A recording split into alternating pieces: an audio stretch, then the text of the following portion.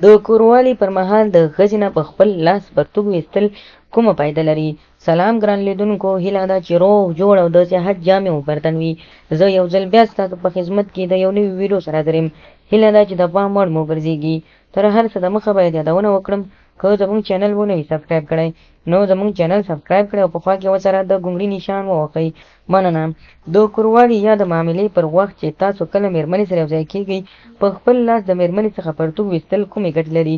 لکه څنګه چې په هر څه کې د بېلابېل خوند وي، دغه راز د مېرمنې څخه په خپل لاس، یعنې که چېرته تاسو کوروالی کوئ، مېرمنې ته تاسو په خپله ووایئ چې خپله پرتوګ وباسئ، او که چېرته یې تاسو په خپل لاس وباسئ نو دا دواړه فرق لري.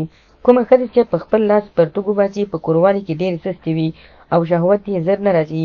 هغه مېرمنې که چېرته تاسو وغواړئ چې په دغه تبدیل کړئ چې تاسو سره ښه کوروالی وکړي، د مېرمنې سره هر ټیم تاسو د هغې څخه په خپل لاس پرتوګ او کمیس باسئ، ځکه مېرمنې ته تر ټولو زیات خوند دغه کار ورکوي کوم چې مېرمنه په خپله تاسو راپاروئ. یعنې دغه پارول په دې معنا دی چې کله تاسو سیکس ته مېرمن اماده کوئ، نو هغه تاسو داسې کولی شئ چې د مېرمنې سره په خپل لاس باندې هم پرتوګ وباسئ او هم کمیس وباسئ. د کوروالي اصول خو دا دی چې لومړی کله تاسو کوروالی کوئ، د مېرمنې سره د مینې او محبت خبرې وکړئ.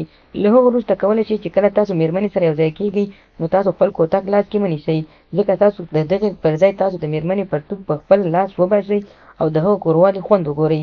که چېرته مېرمن په 10 منټه یا 20 منټه کې انزال کیږي، نو تاسو کولی شئ په دغه طریقه تاسو مېرمن په 15 منټه کې انزال او خلاصه کړئ.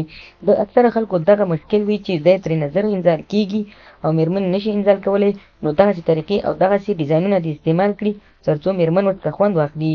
نو خدای دې وکړي ملګرو چې زموږ د ویډیو څخه غلط مطلب وانخلئ، زموږ ویډیو لایک کړئ، شیر کړئ او زموږ چینل هم سبسکرایب کړئ. مننه.